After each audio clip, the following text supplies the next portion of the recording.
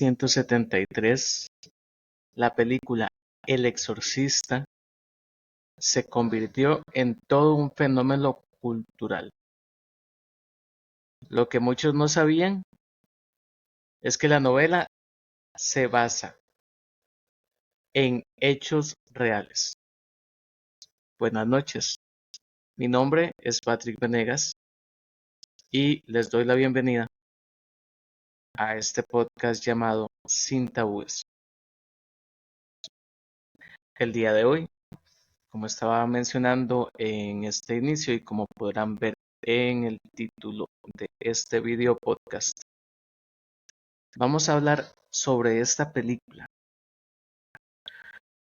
La verdad, yo no sé si alguien recuerda alguna película que haya tenido tanta relevancia en el género del terror como esta. A veces me pregunto si realmente la sociedad de ese momento estaba preparada para una película como esas. Recuerdo que de niño nunca la pude ver. Además de eso, tenemos una situación de misterio que la envuelve, ya que se dice que durante la filmación y posterior a eso, hubo hasta una maldición, por decirlo de alguna manera, o una serie de acontecimientos en los que hubo muertes involucradas con lo que fue esta película. Sin más preámbulo, paso a contarles un poco la historia, de dónde viene y todos los detalles relevantes. Primero que todo, tenemos que tomar en cuenta que la película del Exorcista está basada en el personaje de una niña o una adolescente de unos 14 años. Realmente, el personaje en la vida real no fue una niña o no fue un adolescente. Fue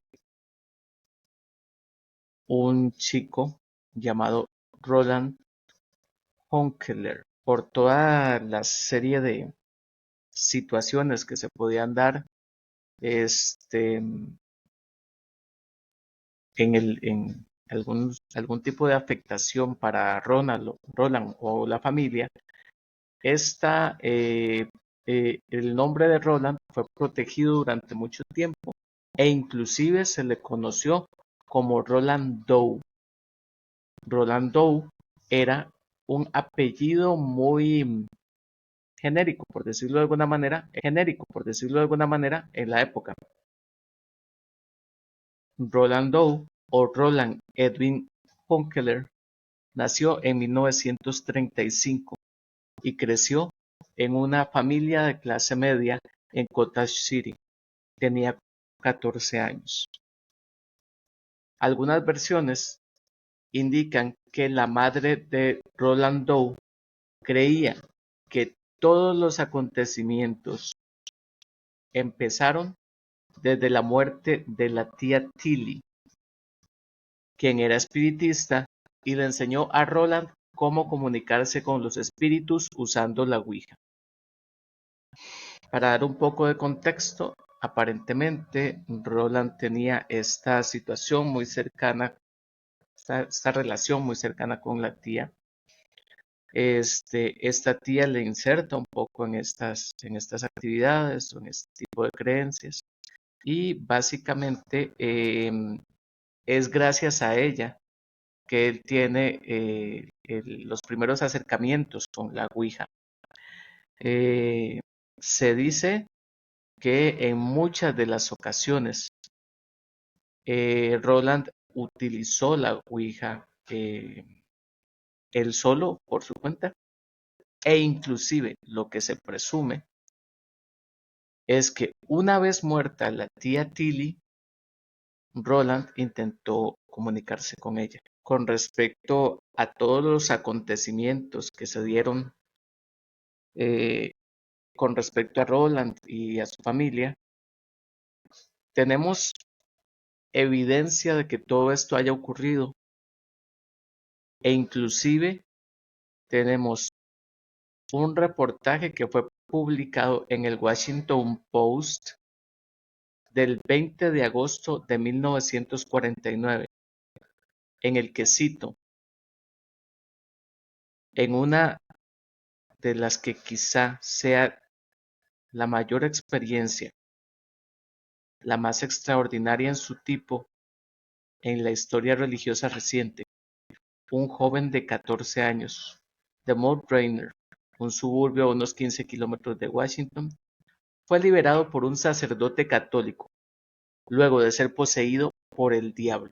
Un tiempo después, no muy lejos donde había ocurrido todo esto, un joven llamado William Peter Blatty oyó la historia por primera vez mientras estaba estudiando en la Universidad de Georgetown. Según la publicación, Roland, posterior a la muerte de su tía, empezó a escuchar extraños sonidos que provenían de las paredes de su habitación, apenas unos días después de la muerte de una familiar cercana. Según la prensa de la época, la familia creía que los intentos del chico por contactar a su tía a través de la Ouija habían sido el desencadenante de los fenómenos paranormales que estaban experimentando. Aseguran que veían sillas moviéndose solas, que la cama de Roland se sacudía de manera extraña y que los pisos tenían marcas profundas sin explicación, como si quien arrastrara muebles pesados.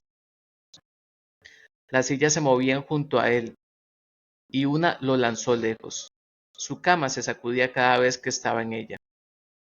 El sacerdote Raymond Bishop se interesó por la historia del joven y la llevó a las autoridades de la institución, quienes le autorizaron a hacer una visita para comprobar de primera mano lo que estaba ocurriendo.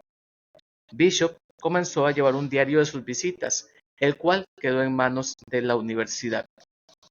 Según cuenta el sacerdote en sus escritos, la cama de Roland se estaba sacudiendo cuando lo vio por primera vez, pero cesó de hacerlo cuando la bendijo e hizo la señal de la cruz con agua bendita.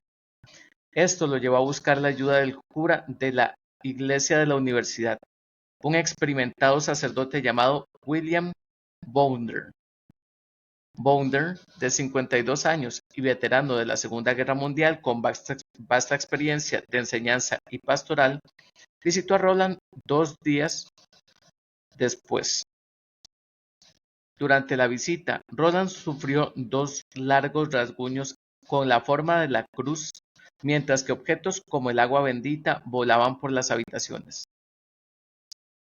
Se lee en una recopilación de los hechos hecha por la Universidad de San Luis. Según la universidad, Bishop y Bounder hicieron la solicitud al arzobispo de San Luis para llevar a cabo un exorcismo y la autoridad eclesiástica aprobó el ritual. Los diarios de Bishop cuentan detalles de los casi 2 meses de rituales que los sacerdotes llevaron a cabo entre marzo y abril de 1949. Se continuaron las oraciones y el exorcismo, y R, a quien así llaman a Roland en los documentos, convulsionó violentamente, luchando con su almohada y sus ropas de cama. Los brazos, piernas y cabeza de R tuvieron que ser controlados por 3 hombres. Las contorsiones revelaban fuerza física más allá del poder natural. R escupía en el rostro a los que lo sostenían y oraban. Escupía a las imágenes religiosas y a las manos de los sacerdotes. Se estremecía cuando lo rociaban con agua bendita. Luchó y gritó en una voz diabólica y aguda.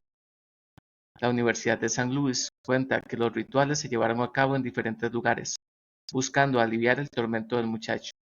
Bishop narra eventos extraños en los diferentes lugares en los que estuvieron.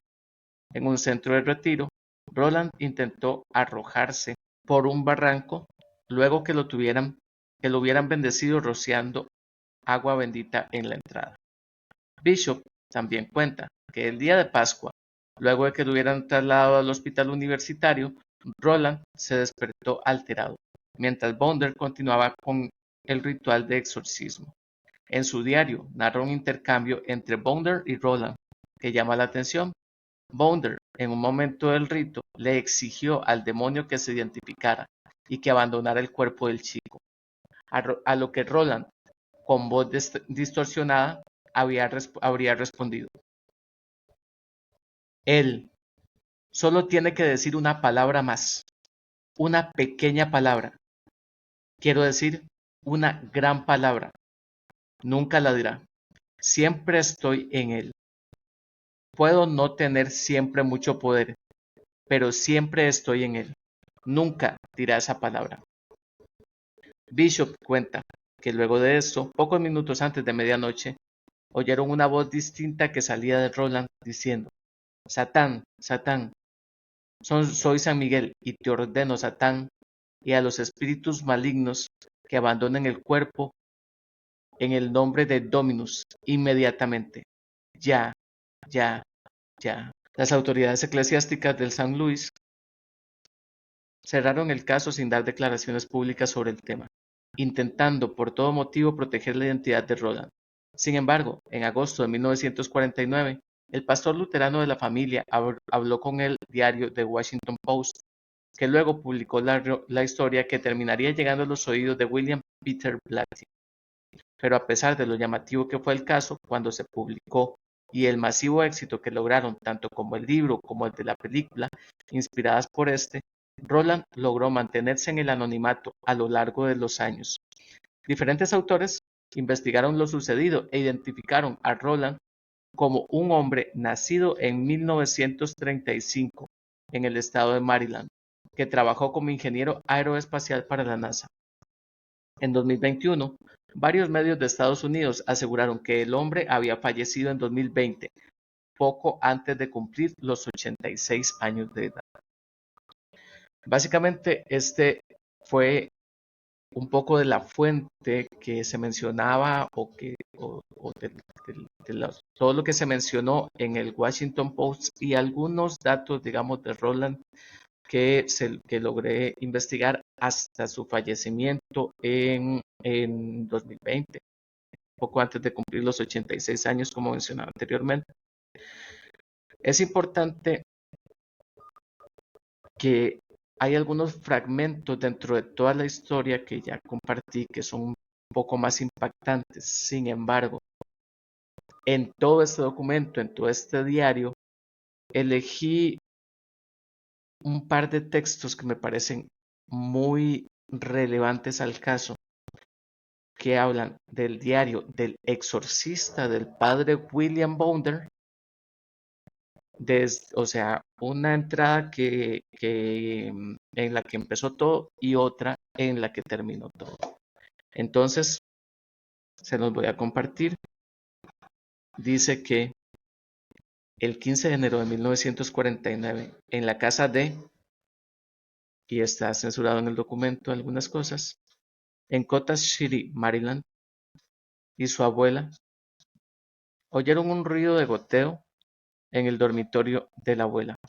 Este ruido continuó durante un corto tiempo y luego la imagen de Cristo en la pared se sacudió, como si la pared de atrás hubiera recibido un golpe. Cuando los padres de R regresaron a casa, se escuchó un sonido muy claro de rasguños debajo de las tablas del piso, cerca de la cama de la abuela. A partir de esa noche, el rasguño se escuchó todas las noches alrededor de las 7 y continuaría hasta la medianoche. La familia pensó que el rasguño lo causaba algún tipo de roedor. Se llamó a un exterminador que colocó productos químicos debajo de las tablas del piso, pero el sonido de rasguños continuó y se hizo más claro cuando la gente pisoteaba el piso. Este rasguño continuó durante 10 días y luego se detuvo. La familia finalmente creyó que el roedor había muerto. El niño, R, parecía creer que todavía escuchaba el ruido, pero la familia no escuchó nada durante un periodo de 3 días. Cuando el sonido se volvió a escuchar, ya no estaba en el dormitorio de arriba, sino que había trasladado al dormitorio del niño. Se escuchaba como el sonido de zapatos chirriantes a lo largo de la cama, y se escuchaba por la noche solo cuando el niño se iba a la cama. El sonido chirriante continuó durante 6 noches, y en la sexta noche, el rasguño volvió a ser audible.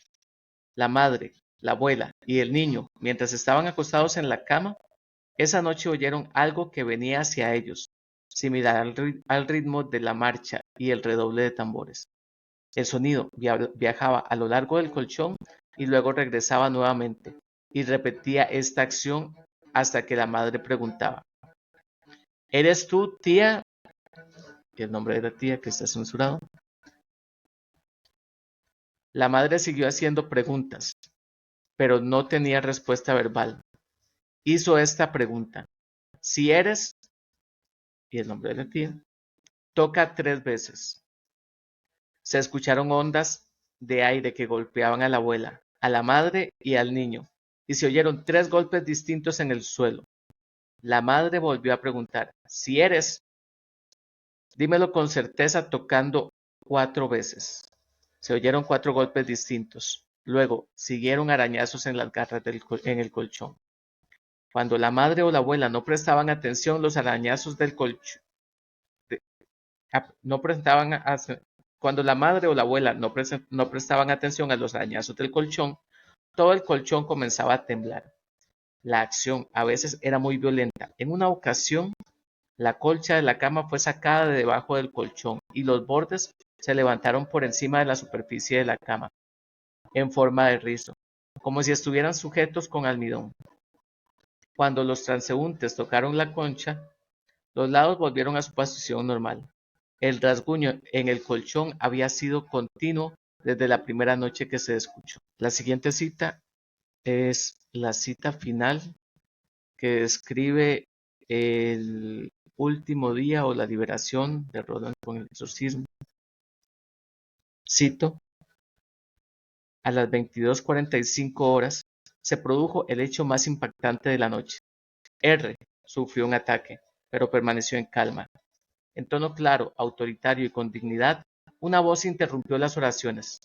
La siguiente es una cita exacta: Satanás, Satanás, soy San Miguel, y te ordeno a ti, Satanás, y a los demás espíritus malignos, que abandonéis el cuerpo en nombre del Señor, inmediatamente, ahora, ahora, ahora.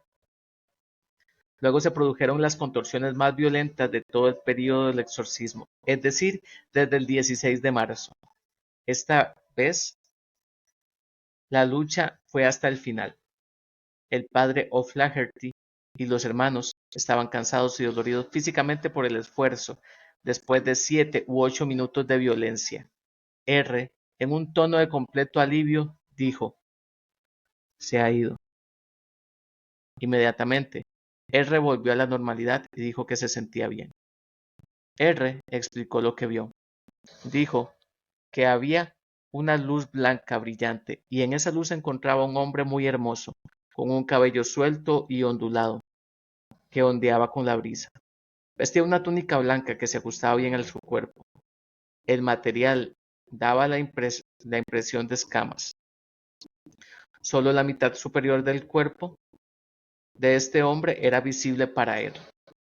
En su mano sostenía la espada ondulada y ardiente frente a él. Con su mano derecha se señaló hacia un pozo o cueva. R dijo que vio al diablo de pie en la cueva. R sintió el calor de la cueva y vio las llamas.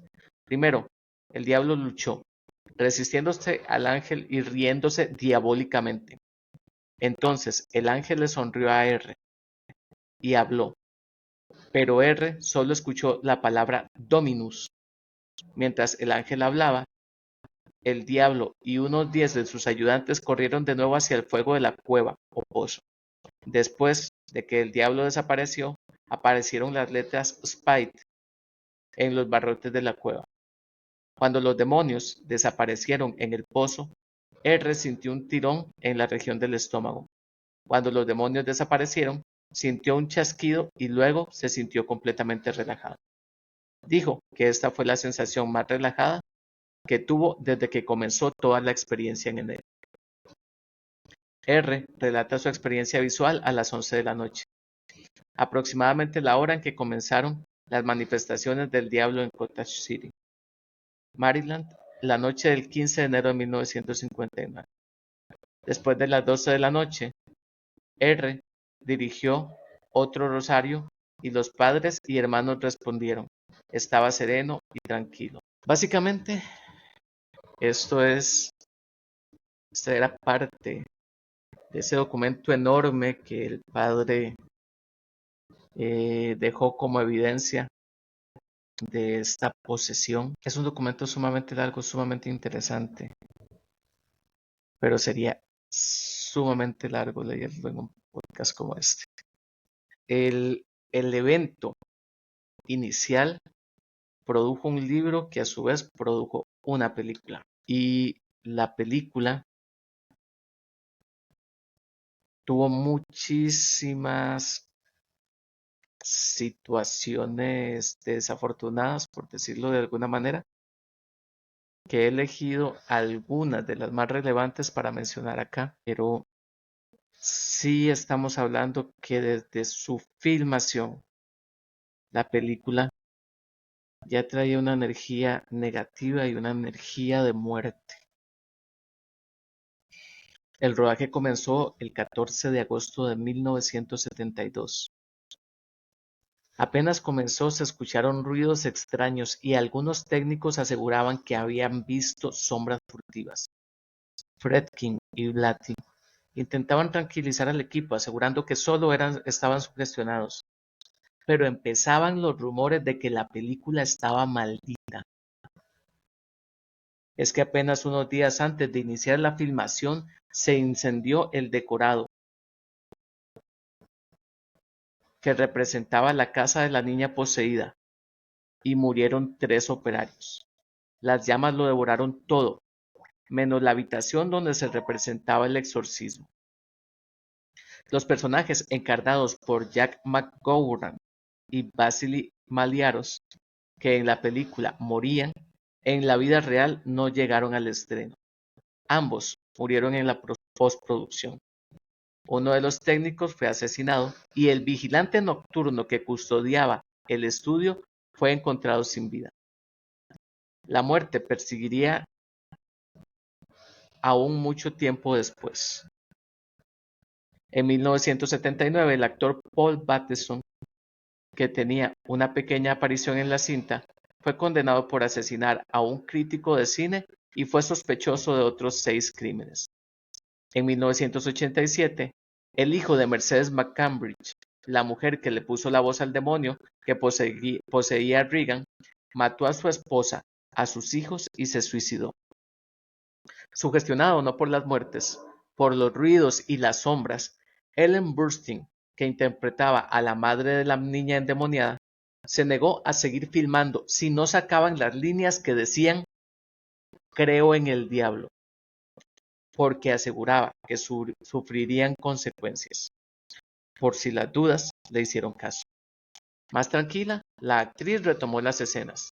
El guión marcaba que su hija debía estrellarla contra una pared y para evitar accidentes, un arnés la protegería. Pero al grabar, el arnés se rompió y la actriz cayó con violencia. El golpe fue tan fuerte que gritó del dolor. El director, lejos de cortar la filmación, siguió, y los alaridos que se escuchan son los reales. Durante las grabaciones, se caían focos y desaparecían cintas con escenas ya grabadas. Sugestionados o no, todos aseguraban que se escuchaban ruidos, pasos, voces, que los objetos se esfumaban y que si atendían el teléfono se escuchaban susurros. Sinceramente, son demasiadas coincidencias en la filmación de la película como para pensar que no estaba rodeada de un poco de energía negativa. Eso por llamarlo poco. Pero ¿qué pasó cuando esta película se exhibió? Como lo mencioné al inicio, Tal vez la sociedad, que ciertamente era una sociedad mucho más religiosa que en estos momentos, no estaba preparada para ese tipo de escenas, no estaba preparada para la temática, no estaba preparada para una película que le mostrara de manera directa una confrontación con el diablo. Pues, ¿qué pasó? Cuando se empezó a exhibir la película, cuando El Exorcista comenzó a ser exhibida, muchos espectadores se desmayaban, vomitaban y sufrían crisis de pánico. Una mujer demandó al estudio porque aseguró que salió de la proyección tan aterrorizada que perdió el equilibrio y se rompió la mandíbula. En Roma, se estrenó en un cine cercano a una iglesia. Minutos antes de la función, un rayo dio en las cruces del templo y la hizo caer estrepitosamente. En 1975 se estrenó en Londres la versión teatral de la obra. La actriz Mary Ure, que interpretaba a la niña poseída, se fue a su casa tras el estreno. Al otro día la encontraron muerta en la bañera de su casa. Seguimos con demasiados detalles y demasiadas cosas. Aquí un escéptico puede llamar a todo esto coincidencias. Yo no me considero estar en el lado más escéptico ni en el más creyencero, pero sí considero que la energía que tiene la película, la fotografía, los escenarios, te denotan algo que te hace sentir mal. No sé si tal vez fue que la vi de niño, de hecho creo que tengo ya algunos años, ni siquiera recuerdo mucho, tengo ideas, tal vez a veces las recuerdo como por los memes,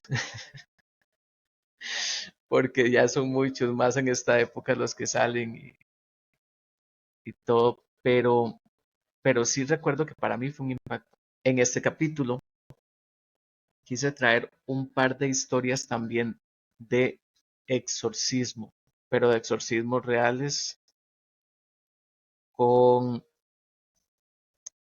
una fatal consecuencia. A veces uno cree que la sociedad, por ser ahora menos religiosa que hace algunos años y por tener toda la tecnología y toda la información que tenemos, es menos ignorante. Pues no, señoras y señores. En muchos lugares, la ignorancia, el fanatismo, la religiosidad está matando gente. Y no les estoy hablando de hace 5 o 10 años. Les voy a contar una historia que pasó el 28 de febrero de 2018. Vilma Trujillo fue víctima de un exorcismo, un explosivo cóctel de religión, misoginia e ignorancia, por el que quemaron a esta mujer en Nicaragua, este país vecino muy cerca de nosotros. Les voy a citar la historia basado en el periódico de la época. Cito: la mujer de 25 años había sido llevada ahí después de que empezara a tener alucinaciones y a hablar sola. Por su propio bien, le habían dicho, porque las oraciones eran el antídoto para los demonios que la habían poseído. Ella me dijo que el demonio la estaba perturbando. El relato de la pareja de Vilma Trujillo, la nicaragüense que evangélicos quemaron en una hoguera. Sí, señores, quemada en una hoguera. ¿Alguien pensaba que ya no se quemaban brujas en una hoguera? Que ya no en esta temporada. Pues continuamos. Decía cosas raras, recuerda su tía Ángela García. Le dijo a su hermana estaba embarazada, que no iba a tener un bebé, sino una serpiente. Cuenta. La familia era consciente de que Vilma necesitaba ayuda, pero el doctor más cercano estaba casi a un día de camino desde ese puñado de casitas pobres dispersas en las selvas del noroeste de Nicaragua, conocido como el Cortezal.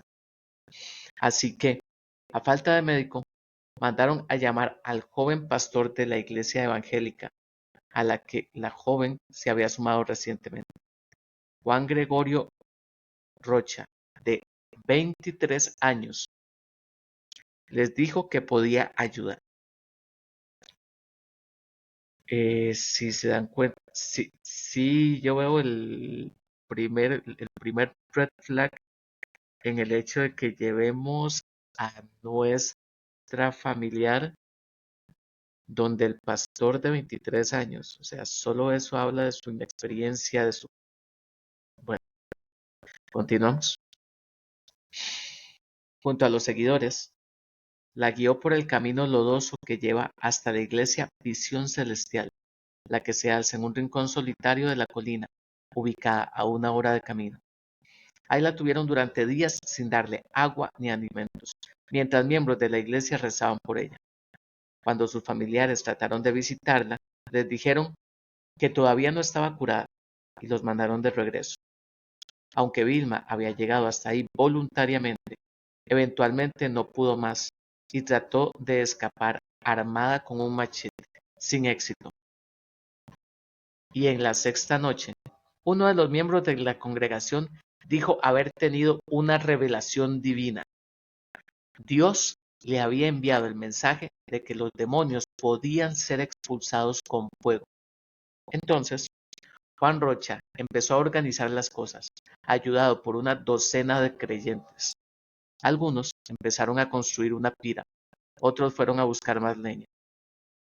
Fue en ese punto que sacaron a Vilma y la amarraron al árbol de guayaba que estaba al lado de la hoguera.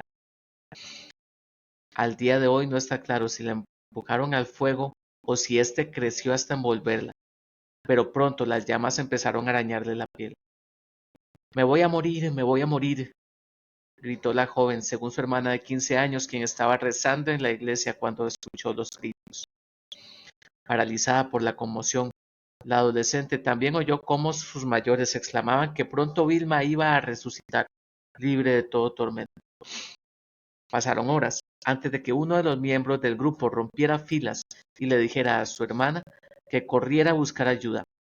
El grupo de rescate, encabezado por el padre de Vilma, Catalino López Trujillo, llegó al lugar a mediodía, cuando las últimas llamas todavía ardían.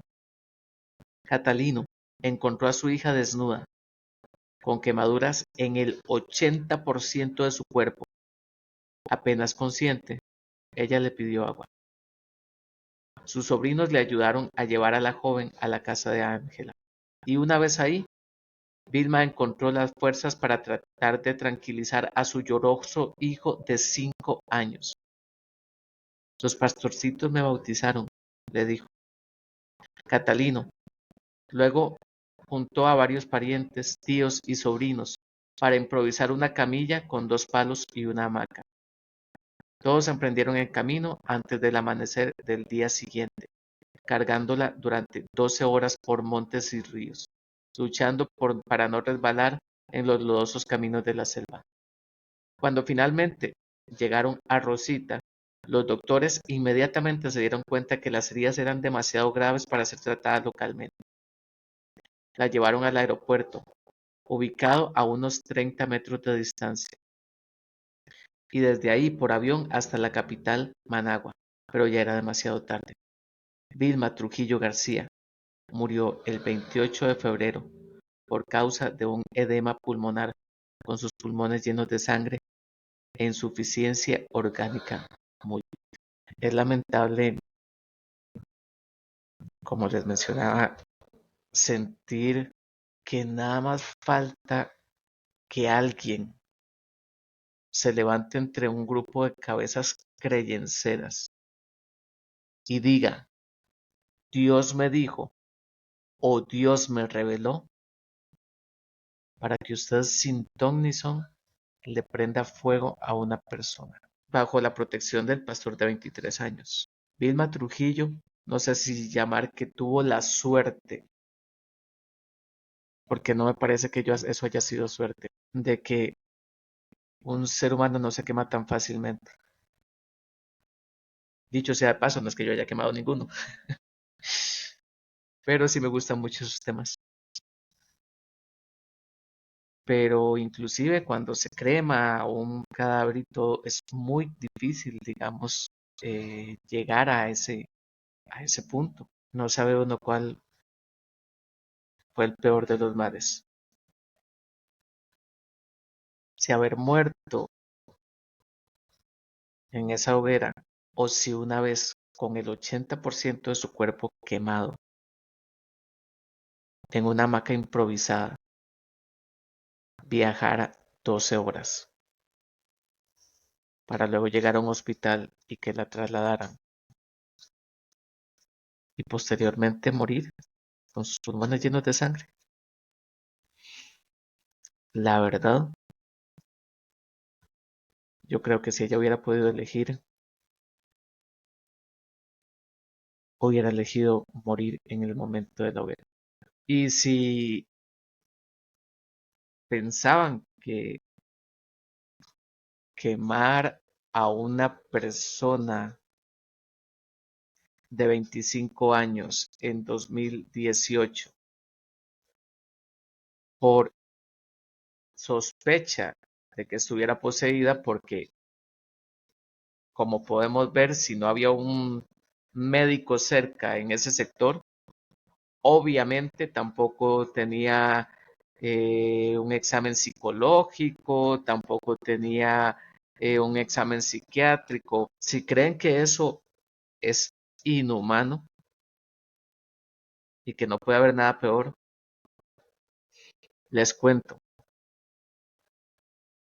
que también una niña de 3 años fue torturada hasta la muerte durante un exorcismo. Y esto en California, Estados Unidos. De este acontecimiento les voy a dar muy pocos detalles, porque sinceramente cuando empecé a investigar sobre esta noticia, me indignó tanto que sinceramente tuve que dejar el relato a como lo tenía y empezar a grabar, porque entre uno más escucha estos detalles, más piensa que el ser humano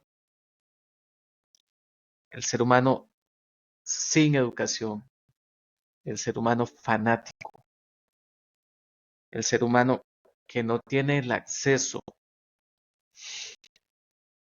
o la oportunidad de ser valorado mentalmente, es uno de los peligros más grandes que podemos tener. Bueno, pues les cuento que esta niña de 3 años, que fue torturada hasta la muerte durante un exorcismo, ocurrió en California, Estados Unidos. Su familia realizó este exorcismo en una iglesia de California, donde la niña le dijo en vano a su madre, te amo, y su cuerpo fue dejado posteriormente en el altar, dijeron las autoridades. La pequeña Arely Naomi Proctor fue encontrada muerta dentro de la iglesia Apóstoles y Profetas en el centro de San José el 24 de septiembre del 2021. El cuerpo de la niña estaba lleno de heridas que sufrió cuando su madre, tío y abuelo la agarraron violentamente por el cuello para eliminar lo que dijeron que era un demonio, según documentos de la fiscal adjunta del condado de Santa Clara, Rebecca Wise. Es obvio que estas personas llevaron su debido proceso y pagaron con cárcel su delito. Pero ¿en qué mente se nos puede ocurrir que una niña de 3 años, con lo noble y con lo inocente que un niño es a en esos momentos, en esas edades, puede estar poseído única y exclusivamente con la eh, prueba o evidencia de que la niña estuvo llorando mucho la noche anterior y según la madre no parecía ella misma. Espero de verdad que esta historia no los golpee tanto como a mí, pero ahora que estamos en este mes de octubre, de Halloween, en los que nos ponemos a ver las películas de terror y en los que celebramos un poco toda esta festividad que se ha convertido en algo tal vez muy comercial, pues solo quiero que recuerden que si los fantasmas existen, hasta la fecha, yo no he escuchado que hagan más que manifestarse por ahí o tirar una que otra cosa. Pero el verdadero monstruo al que siempre le tenemos que temer está muy cerca de nosotros. Es el ser humano. A los que sí tenemos que temerle es a los vivos. Si has llegado hasta aquí, al escucharme en una de las plataformas de audio o en YouTube, te agradezco haber escuchado mi historia. Y como siempre, y como todos los youtubers, les agradecería un like, una valoración en Spotify y que sigan apoyando mi proyecto. Mi nombre es Patrick Venegas y esto fue Sin Tabúes. Hasta la próxima.